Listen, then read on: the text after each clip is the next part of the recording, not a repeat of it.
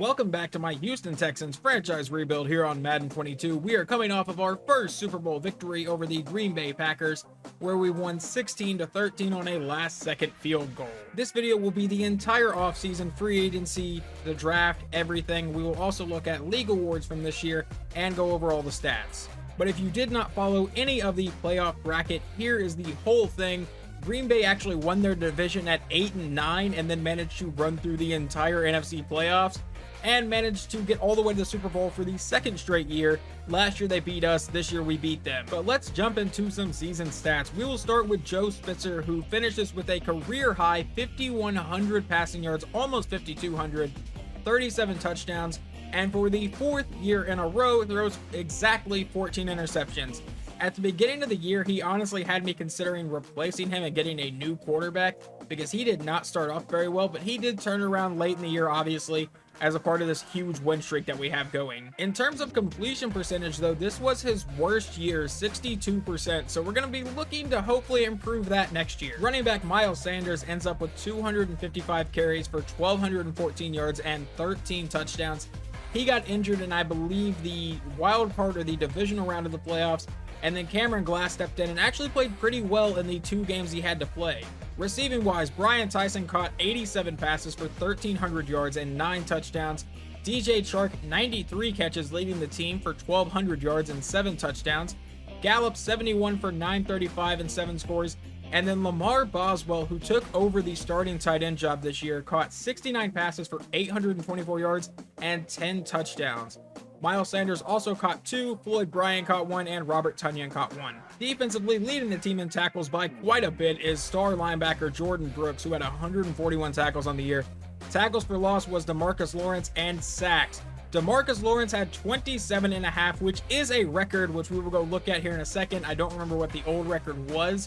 I know in real life TJ Watt just tied it, but I know Demarcus Lawrence definitely just beat it. We did not get as many picks as I would like to have gotten this year. Honestly, I was expecting a little bit more, especially because of how I built the secondary. But Jordan Brooks leads the team with 3 interceptions. Pat Brigance has 2, Grant Delpit got 2, and then Shaquille Griffin, Shelton Peterson, and Marcus May all got 1. And we only had 1 defensive touchdown, which was on Shelton Peterson's 1 interception. Let's take a look around the league to see how everyone else did. Russell Wilson leads the league in passing yards in his 15th season with 5,200 yards, 39 touchdowns, 15 interceptions. Who led the league in passing touchdowns? It was Dak Prescott with 42 to only 9 interceptions. Leading the league in interceptions was Jalen Hurts, 33 touchdowns to 18 picks. Jameis Winston in his 12th year, still a starting quarterback in this league, 15 touchdowns to 16 interceptions with a 57% completion percentage. It also looks like out of these starting quarterbacks, because here are all the backups, really, they don't have enough stats to show anything. Dak Prescott had the highest QBR with 119.8. He also led all starting quarterbacks because, like I just showed a second ago, these are all backups that completed 100% of their passes. Dak Prescott, with 72% of his passes completed, also took that trophy. Nick Chubb leads the league in rushing attempts and yards with 333 attempts for a little over 2,000 yards. Just hit that mark. But in touchdowns, Derrick Henry got 26 of them and never fumbled the ball. Wow, okay, well, that is very impressive. Nick Chubb fumbled twice. What about average yard per carry out of a running back who actually has a decent amount of carries? Joe Mixon averaged 6.4 yards a carry, apparently. This stat is just insane to look at. Nick Chubb did lead the league with broken tackles with 68, but that's not the ridiculous part. Jonathan Taylor, James Robinson, and Derrick Henry all were second or third in broken tackles. These 3 are all in our division. That is just insane to deal with. Leading the league in receptions is DK Metcalf with 113 for 1,600 yards and 8 touchdowns. Christian Kirk with 110 catches. I think he was pretty high up there last year too. And I made a joke about maybe he is worth that contract that Jacksonville just gave him. Yeah, last year he had 121 catches for 1,500 yards and 12 touchdowns. Let's see who's leading the league in yards. It is also DK Metcalf with 1,600. Kirk is second there. In touchdowns was Amari Cooper with 14. So in his 12th year in the league, Cooper gets 14 touchdowns. Michael Thomas is apparently a giant and caught 12. Monte Weston, who I believe is one of these super fast receivers that that Kansas City drafted. No, he's actually not that fast, only 90 speed, but he also caught 12 touchdowns. along with Quez Watkins for Detroit and George Kittle in San Francisco. Leading the league in tackles was Tremaine Edmonds. Jordan Brooks actually in second there. Tackles for loss was Demarcus Lawrence, which is pretty cool to see. Sacks, Demarcus Lawrence got 27.5. TJ Watt got 21.5. Leading the league in picks was Jalen Ramsey with 6 of them. This is the only other quarterback I really wanted to go check out to see how he did. If you guys remember, Devontae Barr was our backup for several years, and I can show you that on his career stats, I believe. Okay, so he was our backup for 2 years, and then he got to be like a 70 overall, so I went ahead and traded him to Cleveland. He is now a 72. He started all season for them, got them to the playoffs. He finished with 3,900 yards, 30 touchdowns, and 7 picks. So he actually did pretty well, and they only gave us a second-round pick for him. And now checking out the yearly awards, we have Ezekiel Elliott winning MVP, and I'm actually curious about that. So let me go back and look at Zeke's stats. Looking at these stats, I don't know why Zeke would have got MVP because he was 5th in rushing, so there were 4 running backs above him, and then in touchdowns, he was 3rd. There were 2 above him there, so I don't know really why he would have won that. Maybe his receiving stats, which I'll go check out now. He did also finish with 8 receiving touchdowns, so he finishes with a total of 29 touchdowns, which is obviously very good. So maybe these receiving stats are kind of what put him over the edge to win MVP. And then the Cowboys also get Coach of the Year with Mike McCarthy. And now we will check out the NFC Yearly Awards, where Zeke and Dak finish as the top 2 for Offensive Player of the Year. Defensive Player of the Year goes to Vita Vea. Offensive Rookie goes to Logan Stratton for Tampa Bay. I think that's a quarterback. Defensive Rookie of the Year go to Braden Harrison for the Giants. Best quarterback goes to Dak. Best running back goes to Zeke. Best receiver goes to Michael Thomas. Kind of surprised it didn't go to Cooper. Best O-lineman goes to Zach Martin. Best D-lineman goes to Vita Vea. Best linebacker goes to Hassan Reddick. Best DB goes to Jalen Ramsey. And best kicker goes to Drew Winter. I believe the Cowboys did this last season too. They have all these awards like Offensive Player of the Year, Best Quarterback, Best Running Back, Second Best Wide Receiver, Best O-line, and they have 2 guys in the top 3 here. And then D-line, they don't really have anyone there, I guess. Well, no, they have Forrest Ellington down here. But I think they did this last season too, where they had all these awards just to get bounced in their first playoff game. Now on the AFC side, Derrick Henry wins Offensive Player of the Year. Defensive Player of the Year goes to Demarcus Lawrence. Offensive Rookie of the Year goes to Parker Cooks, who I believe was the rookie quarterback for the Jets. Defensive Rookie of the Year goes to Julian McAllister. Best quarterback goes to Joe Burrow. Spitzer finishes 5th there. Best running back goes to Derrick Henry. Best wide receiver goes to Monte Weston. Brian Tyson finishes 2nd. And DJ Chark finishes 7th. Best O-line, Laramie Tunsil finishes there. Ross Freeman finishes up there. But we do not win that award. That goes to Quentin Nelson. Best D-line goes to Demarcus Lawrence, obviously. Best linebacker goes to Josh Allen. Is Jordan Brooks up here? Really? 2nd in the league in tackles and not even on the best linebacker award list. Best DB goes to L'Jarius Sneed. And best kicker goes to Koo for the Jets. Then looking at team stats, we finished with the 5th best offense in the league and the 18th best defense, which is, I think, a big improvement from last year. And then here is the 2025 season recap, where obviously we win our first Super Bowl, and Jonathan Greenard actually got Super Bowl MVP. And Joe Spitzer has one upgrade. We're going to upgrade his improviser, hopefully get some more throw on the run there for him. And he gets +1 to break sack, 2 to throw accuracy short, and 2 to throw on the run. Before we get too far into this offseason, I do want to say that I think this offseason is going to be important, mainly because next offseason will be the most important one we've had since probably the first one that I did of the series, because guys like Joe Spitzer and Malik Morgan's contract will be running up after the end of next season. And looking at some of the retirements, let's just go through here. David Bakhtiari has retired, DeAndre Hopkins, Tyron Smith, Joel Bitonio, Javon Hargrave, Fletcher Cox. See if there's anyone else. Robert Woods, Aaron Donald has retired. Travis Kelce, Keenan Allen. We have a few important retirements on this list. Anyone on our team? I don't believe so. Gronk has retired as a free agent. I don't think anyone on our team has retired. Any coaches? No. All right, well, that is all the retirements. All right, so we have 9 players here. Jonathan Greenard does not want to re-sign with us. He will hit free agency. I'm going to try to get him back in free agency. And then Demarcus Lawrence looks like he took a pretty big hit here. So Demarcus Lawrence took a pretty big hit in terms of some of these ratings, like -3 to block shedding, -2 to acceleration, -2 to finesse move. I'm not going to sign him for the $11 million he wants right now. We're going to let him hit free agency, see if I can get him a little bit cheaper, and we'll go from there. And it looks like Shaquille Griffin took some hits too. He lost 2 to press, 2 to play rec, 4 to man, -2 to awareness.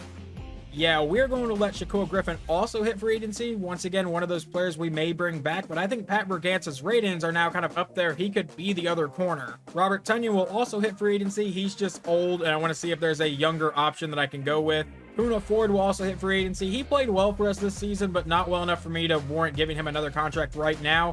We'll see what's in free agency. Marcus May will also be leaving. Donald Parham.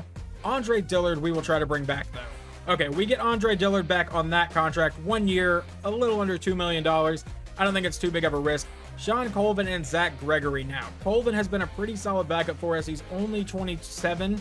I almost called him 22, but he only wants a 2-year contract. So we will go ahead and bump that signing bonus up a little bit, and he will re-sign. And let's see if we can get Zach Gregory to come back. He wants a 1-year, $4 million deal. I don't know if... Let's try to bump his down a little bit. Let's see if he takes that. All right, so he's going to hit free agency. Not a huge deal to me, honestly. We can replace him pretty easily, I feel like. We have the only person we are bringing back as of right now is Sean Colvin and Andre. Okay, so only 2 people we're bringing back right now are Andre Dillard and Sean Colvin. And here's going to be the main problem I'm going to run into in this draft. Because he played so poorly in the beginning of the season, I had them scouting quarterbacks. So I know the top 3 quarterbacks really well, but we're not going to take one. And looking in free agency, it looks like the guy who just led the league in passing yards is a free agent and will be headed to Minnesota most likely, as Winston looks like he could be heading to Vegas. Alright, so this offseason, we are not looking to make a big splash in free agency, as I've only offered contracts to Demarcus Lawrence, John Wilson, a tight end that has some pretty solid stats and I think can be a decent backup, and he has a star dev trait. Here are his ratings if you want to know those. And then quarterback Cameron Dantzler, and I hope I'm saying that name right, but he has 87 speed, 83 man. I think he'd be a decent slot corner. We're not going to look to add another, number 2 corner because, like I said, Pat Bergance is up to an 82 overall, and I think he can be pretty solid there. And we're going to see also if there's anyone in the draft that I like. And we managed to bring back Demarcus Lawrence, so he will be back on our D-line next season. John Wilson will also be with us, and defensive back Cameron Dantzler. And just looking around the rest of the league, it looks like they are going to move on from Devontae Barr because it looks like Jameis Winston will be taking his job, as he just signed with Cleveland, and Russell Wilson will be a Viking. I'm taking some time this offseason to organize some of our revenue figures, and it reminded me to reach out to you about Brian Tyson. This time next year, he'll be looking for an extension. We could barely get him on the field this year. EA, why are you so bad at this? He was our number 1 receiver. Yes, he is definitely in our long-term plans. Yes, pick up his 5th-year option, please. Alright, I have not shown the last couple mock drafts, but we will take a look at the final mock draft where it looks like a quarterback will go to Washington first overall. And then let's scroll down to see where we will be picking. Well, obviously at 32, but here's the rest of the mock draft. We only have 1 first-round pick this year, and we are expected to take running back Austin Boyle out of Alabama. So obviously, we were not a huge player in free agency this year, but we did bring in Demarcus Lawrence, John Wilson, and Cameron Dantzler. Taking a look around the league, Zach Martin is a Packer, Mike Gesicki is a Cincinnati Bengal, Kendall Fuller will be a Cardinal, Stephon Gilmore will be a 49er. The Cowboys signed Thuney, Juju goes to the Jets. The Raiders signed Jonathan Greenard, who I just didn't want to offer a huge deal to come back. I may end up regretting that decision, but we'll see how the draft goes, and obviously any other free agents. Calvin Ridley is headed to the Broncos. Xavier Howard is a Steeler. Brandon Miller is a Bengal, so they replace DeAndre Hopkins with this guy. Let's see where all the quarterbacks went, though. Russell Wilson is a Viking. Jameis is a Brown. Teddy Bridgewater is headed back to New Orleans. Drew Lock is a Raven.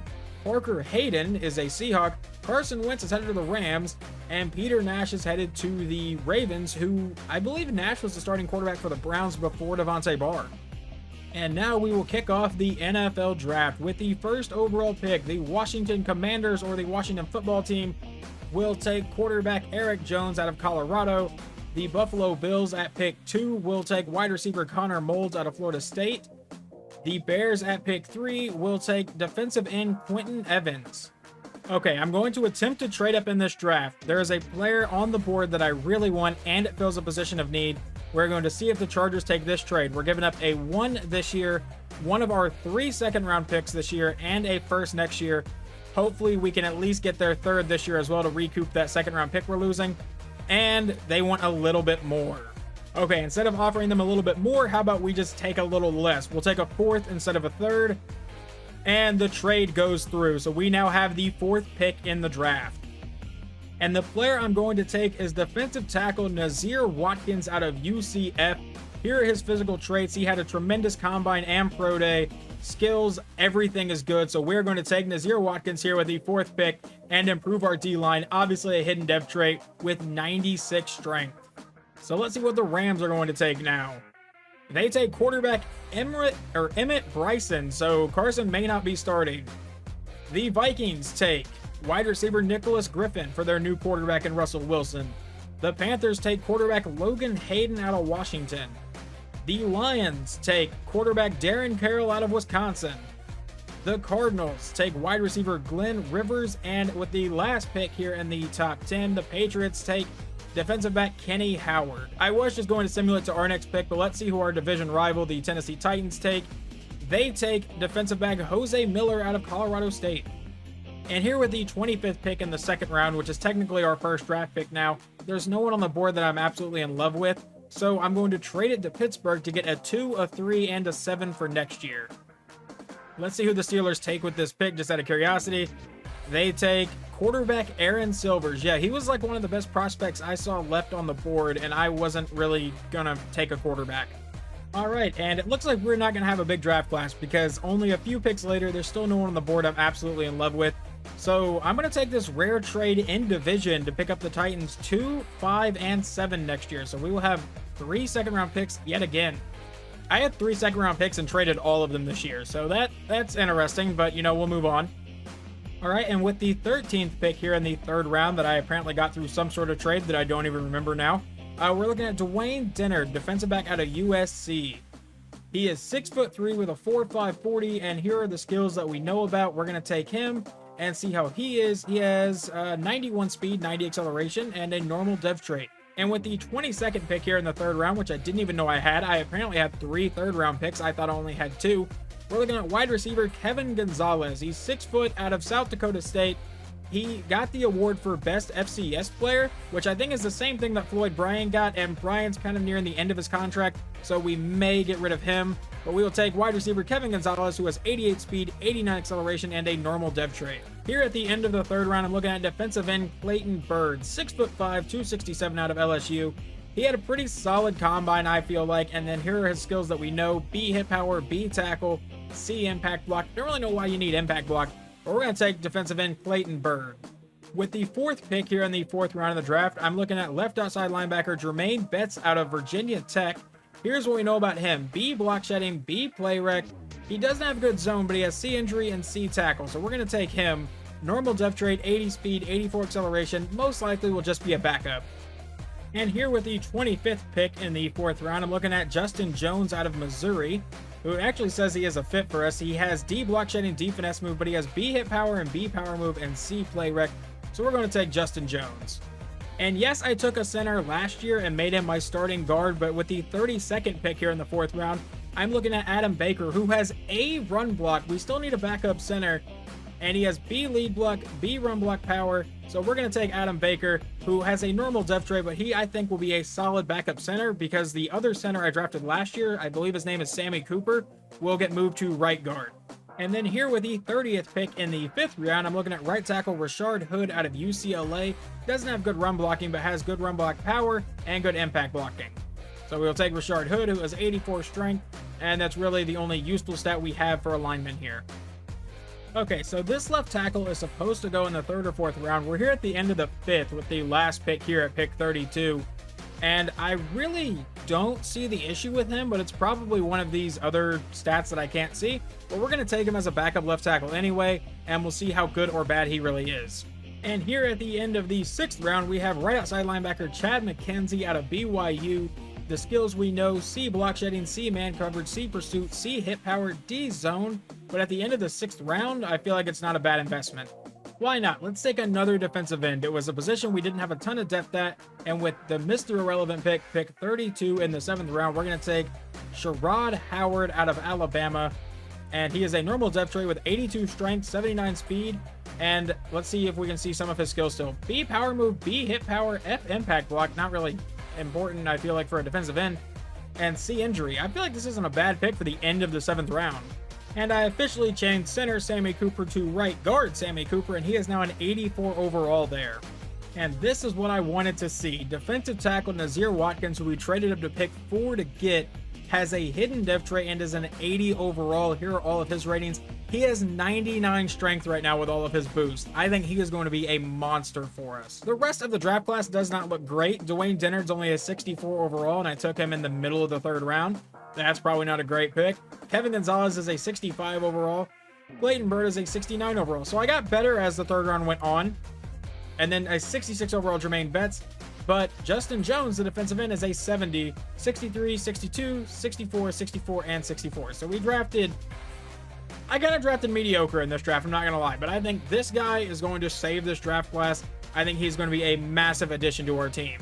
He is not the best player in the draft, but the best player in the draft is a running back that went to Tampa Bay, who is a 79 overall or an 81 overall whenever he doesn't have low morale. And then Nazir Watkins and Craig Wilson, a tackle that the Seahawks took at pick 22, is the other 80 overall. Here is the quarterback that Washington took 1st overall. He is a base 70 overall, but right now has low morale, is a 68 with a hidden dev trait. Obviously not what they wanted. And then Logan Hayden for the Panthers is a 75 base with a hidden dev trait. I think he's probably the better pick. A 63 overall quarterback went to Denver in the 6th round. Emmett Bryson out of Los Angeles, or goes to Los Angeles, 76 overall with a hidden dev trait. So yeah, he's probably starting over Carson. A 62 overall quarterback, don't care, 62 overall. So yeah, this probably would have been the draft to replace Joe Spitzer if I was going to. But it looks like the best one went to the Rams at the 5th overall pick. Let's see how well the Titans drafted. They did not have a very good season last year. They get a 74 overall corner. He actually had the story to be the best corner in college football. He was given that award, so that's a pretty good pickup for them.